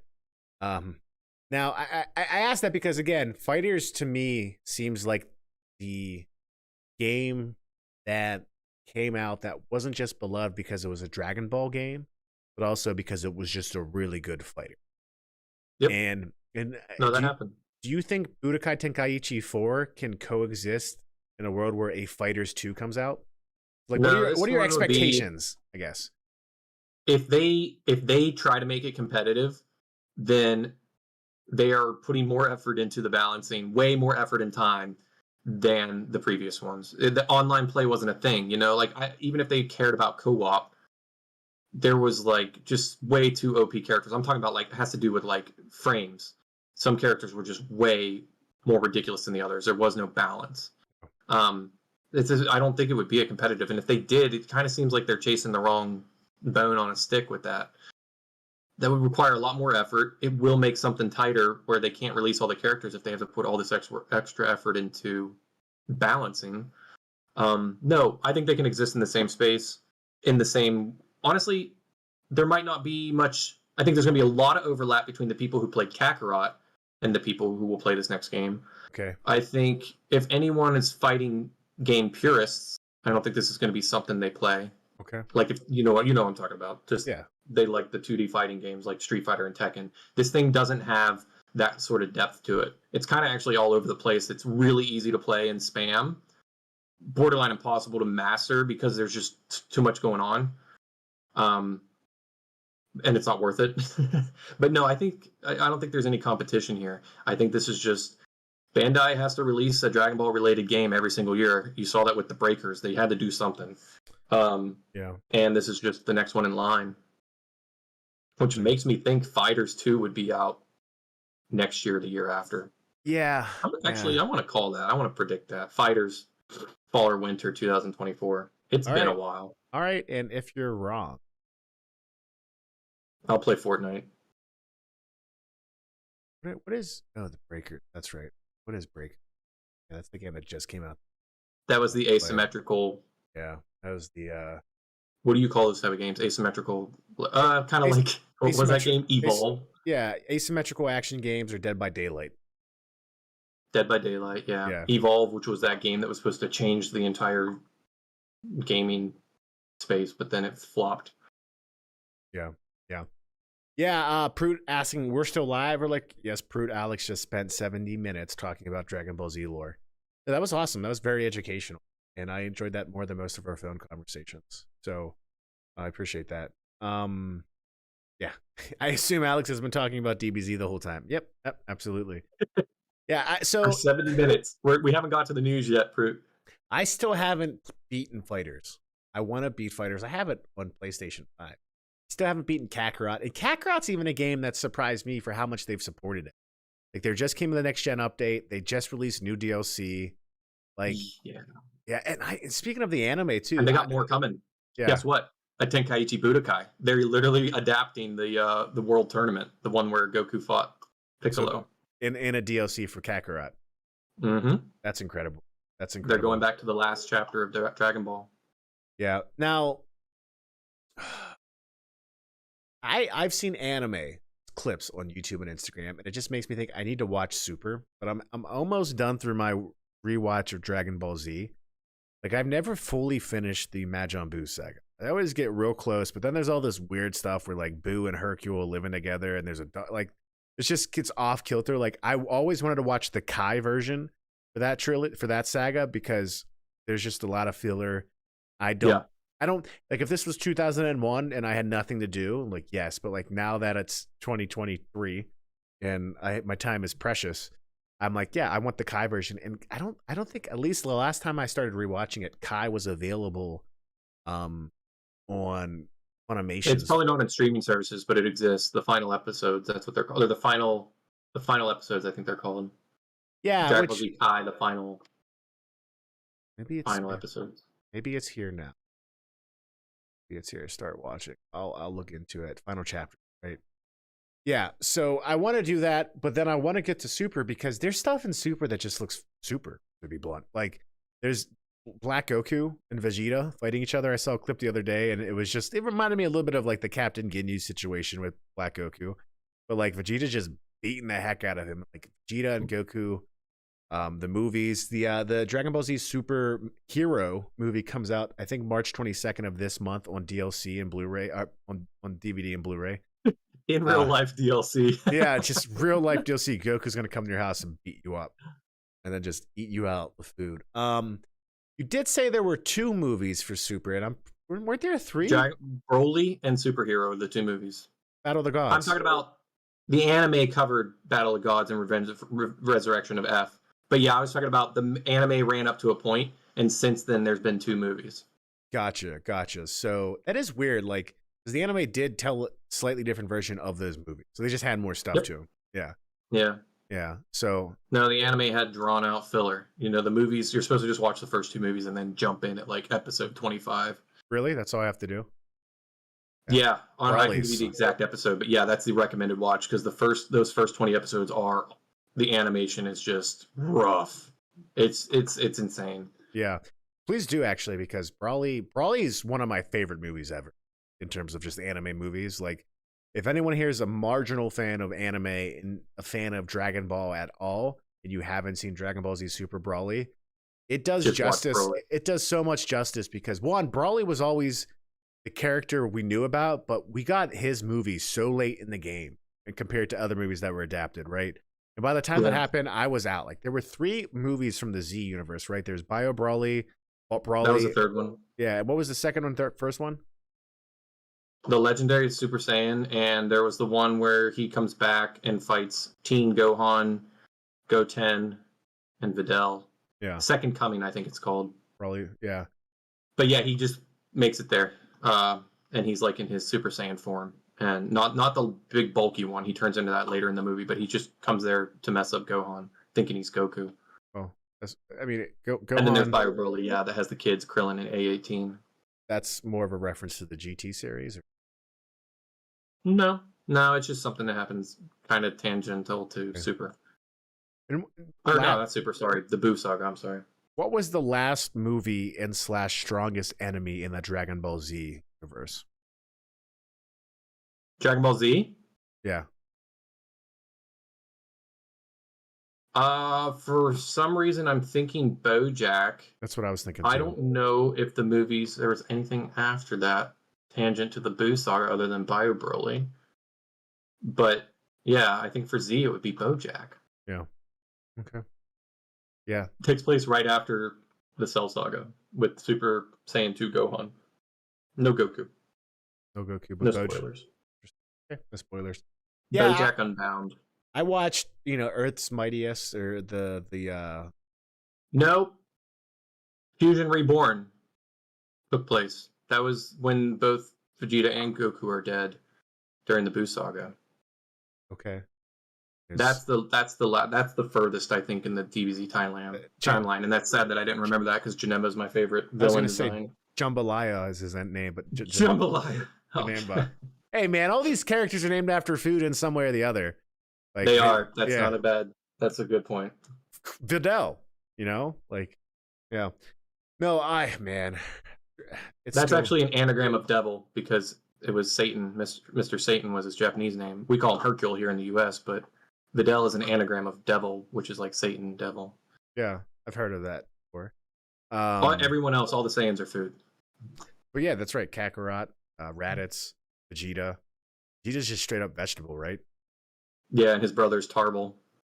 Vegeta Tarble. Interesting. And then Piccolo, Pickles. Mm-hmm. No, they're instruments. The Namekians are all instruments. Really? Yeah. So, Nail. I don't know. Dende. Yeah, maybe I'm thinking of just Piccolo. Okay. Because like it was Piccolo, Tambourine, like the Piccolo Spawn and Dragon Ball, those are all instruments. Cymbal, Tambourine, Piccolo. They've done that for Dragon. Man, there's some Dragon Ball moments that I watch. I'm like, whoa, those could not come out today. Like, yeah. Like, yeah. Oh my gosh, like Little Goku. Little Goku did some things where I'm like, I think Goku would go to prison. Yeah, it's a lot of. That's where they say, that's why just some tourists aren't allowed in certain places in Japan. Like their humor was just a little bit more unfiltered than ours at the time.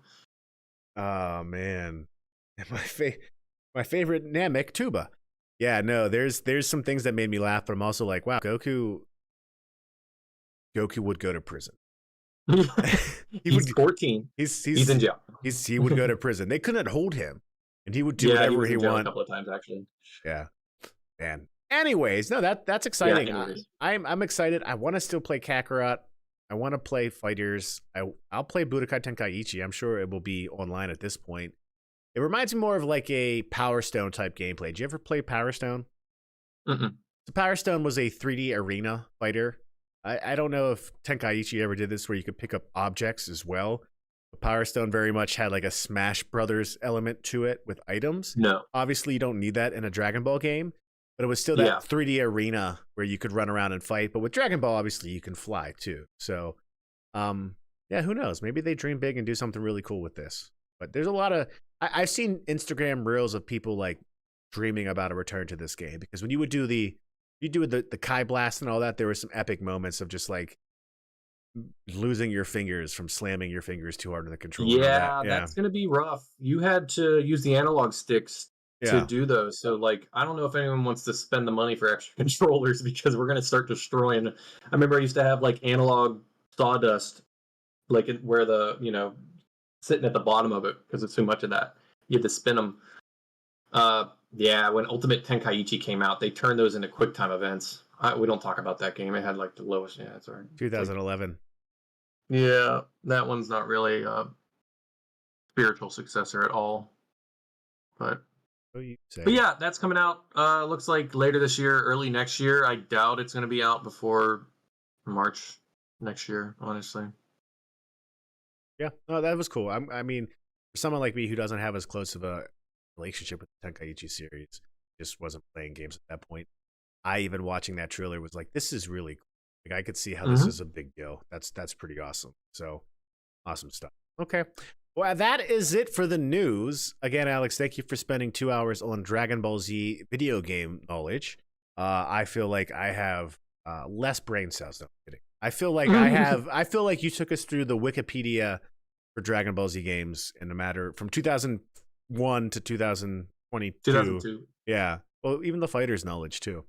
In a matter of minutes, and that was really cool. Appreciate that, man. That is the Electric Boogalore of Budokai Tenkaichi 4. That's the Electric Boogalore. Electric Boogalore of Tenkaichi 4. All right. It's meant to be.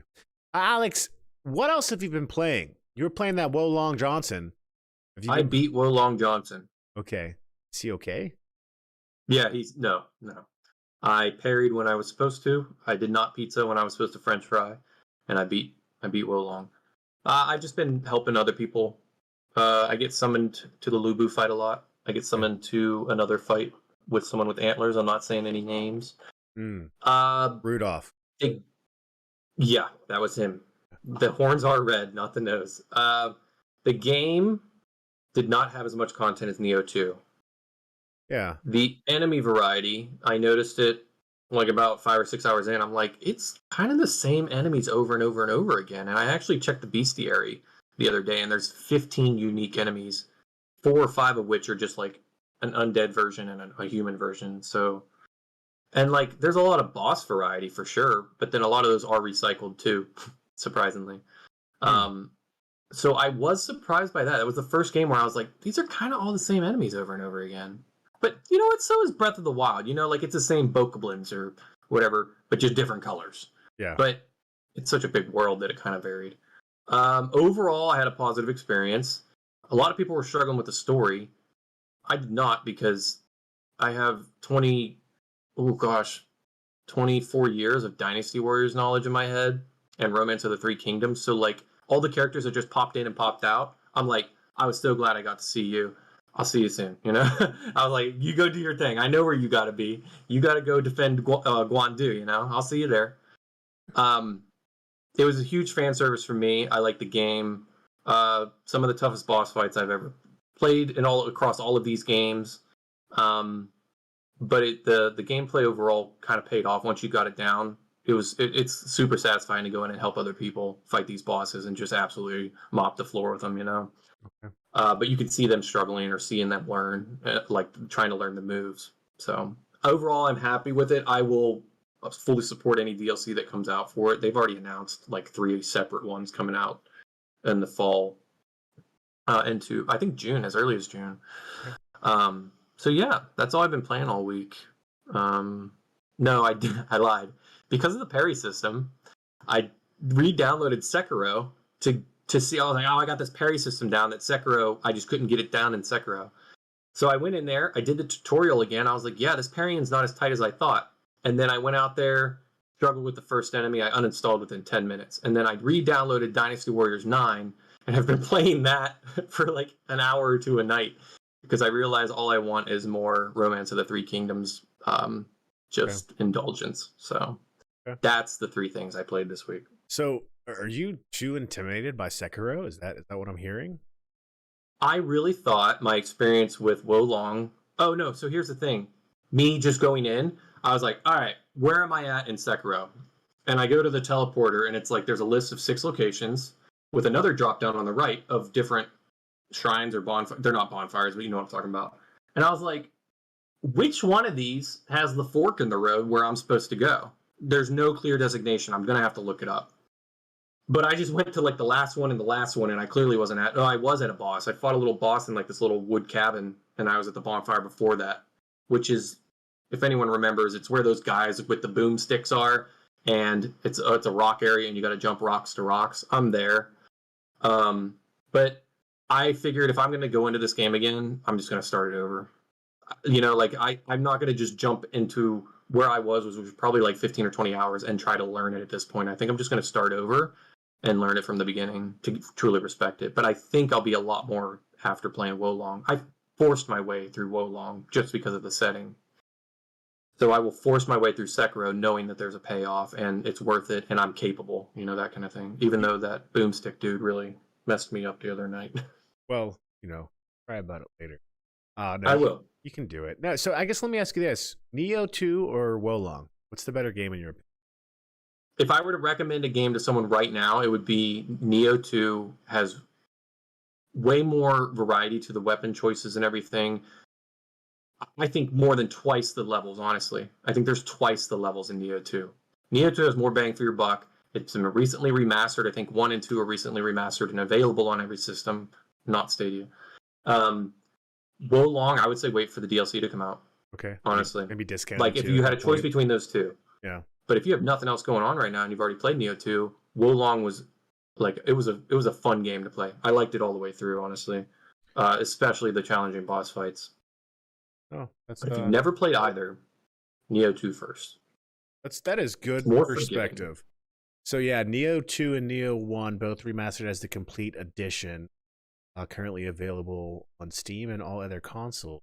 Yeah, and $49.99 on Steam. I wonder what Neo Collection PS5 costs, right? Because I don't know if they ever released that on Xbox. $43 for both games on the PlayStation. It's hard. That is insane, especially with everything included. If you buy it from GameFly, which is the rental place, it's only $29. Yeah, you can buy used games from GameFly. Yeah. They actually sell them often. That's Honestly, if anyone doesn't know that good at GameFly, they're always selling inventory because again, eventually they just like no one wants to rent these games. You know, I'm Or knows surprised. that GameFly exists Yeah, as a rental service. agreed. Verify my age. 37. Good.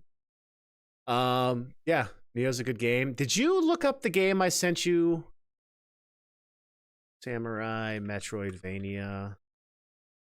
This the Spirit of the Samurai. Did you see this? Mm-mm. I sent you a YouTube short this past week or so. It's an indie game coming out called The Spirit of the Samurai. Heavy Metroidvania vibes. It's 2D, non-linear levels. It looks like a mix between Neo and Metroid. It looks fantastic. Look it up. The Spirit of the Samurai. It's got a Kickstarter. It's supposed to be coming out soon. It's got a heavy Neo vibe. And again, Neo's borrowing off of the mythology of Japan, demons and all that stuff, the way they depict all that. So it's obviously has some parody, but it's a game that really looks interesting to me because I know for a while there have been 2D Souls-like games like Salt and Sanctuary. Yeah, Have you and played? they had a second one. Did you like Salt and Sanctuary? I liked the second one way more than the first one, Okay. but it had like the co-op was so much easier to integrate. Yeah. So yeah, just wanted to Salt bring and that up. Sacrifice was the name of the second one. Interesting. What's the story in Salt and Sanctuary? Oh, don't. Don't get you into that. All right. I'll drop it. Yeah, but that's it. No, that's the news. That's what we've been playing. For me, Dark Souls Remastered. I mean, you've seen it. Most people who have watched me on Twitch, I've been butchering my way through that game, and I love it. Dark Souls and Souls games in general, they're atop my list right now. I have Beta Chaos, the last boss, the last lord, if you will, I believe. Is Beta Chaos a lord in that game? I don't think so. Yeah. I have Beta Chaos, and then I have, I guess, Gwen to go to. And so I'm very close to the actual ending of the main game. Beta Chaos is a pain in my bed. And I started the DLC as well because I mean, 1, 2, 3, about 4 or 5 people started harassing me on stream. Just play the DLC. Someone was timed out. That person knows who they are. It was not great. But I started the DLC as well. I got through the first boss, and then I got up against Artorias, and I was just like, I'm good. I think I need to focus on this part. I want to get through it. So yeah, I'm loving it. And do I want to? There's so many games I want to play right now, and they're all Doesn't matter. You're moving on to Bloodborne next. Oh. So I was talking to Greg. He says that Bloodborne always gets replayed heavily around Halloween time. You know anything about that? It's like borderline gothic Victorian horror, eldritch horror, but I don't know why it gets played at Halloween time other than there's just some messed up visuals in that game. It really is. One of the bosses just has no skin on it. It's just weird, and it's fast, and it crawls weird. You got a lot to look forward to. Yeah, Halloween, I don't know. That reminds me of a book I read, actually. I don't even think the skin's off. I think it's like barely hanging on underneath. It's just weird. But no, yeah, it's a good game. Have you ever heard of the author Haruki Murakami? No. Man, he is I don't know how you describe. He's a Japanese writer. His writing is, I read it and I'm like, I don't think I've ever experienced a book like this before.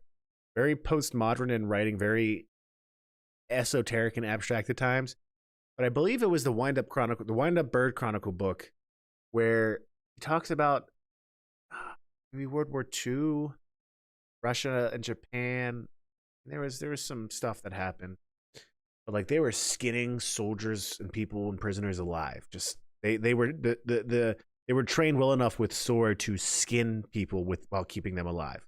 Oh, I see. And I remember, and I remember reading this and going, "This is terrifying." Also, wow, like that's probably against the Geneva Convention, It just wasn't drawn up at the time, so they didn't know any better. They didn't have. I wonder if that's where he got his inspiration for the flayed men, the Boltons. Yeah, I mean it's made by From Software, right? So I mean Miyakami is the director, I would imagine, for Bloodborne. Yeah. I guess you could say the Geneva Convention didn't have any skin in the game at the time. Oh, that's a terrible one. Yeah. Yeah, so I'm going to leave now. I'm going to cancel myself. Alex, anything else Yeah. for the week? No. Okay. Well, I appreciate all that Naruto lore.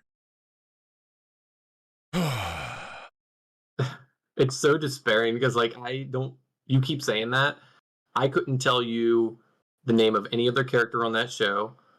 I'm not even certain that that's the guy's name. Like that's how little I know about Naruto. But I think that is the guy's name. Right. yeah, because they call it a Naruto run. That's the only thing I know from it, where he runs with his hands behind his back. But that's the only thing I know from that. So that's it. Okay. All right. Well, Alex, would you mind kicking off our sign off, sir? Yeah, this is the longest episode ever, and I'm off to a good start on the sign off. But I don't know. It's pretty rainy here this weekend in California. I don't know what you guys are doing over there on the East Coast, but you could take this back. In that case, stay warm, stay cool, stay dry, and stay full. That was a classy sign off, my friend. I appreciate that. As always, thank you for being here, listening to the greatest gaming podcast on the interweb or the World Wide Web. Al Gore, thank you. God bless, guys. Have a lovely weekend and do what Alex said or face his wrath. He has all your addresses. And we're going to cut now. You won't be able to hear my voice. 1 second. I doubt it. You said that last time and they didn't. And it's just like a series of upsets that you keep doing. And then they can't. I just want to... Dude, I can't wait to eat another peanut butter and jelly and mustard sandwich. I've been eating 3 a day. I use that in place of my vitamin supplements. So I do recommend the French's and the Dijon. If you can, put both of them in a blender. Get it like a little 50-50 going on. And then like blindfold yourself. And then when you put the knife in the jar, you don't know if you're getting like more scoop of one or the other, and you put it on the bread. And then you blindly grab the peanut butter, but you don't know if you're actually grabbing more mustard. So that's just like a fun game I've been playing this week. See ya.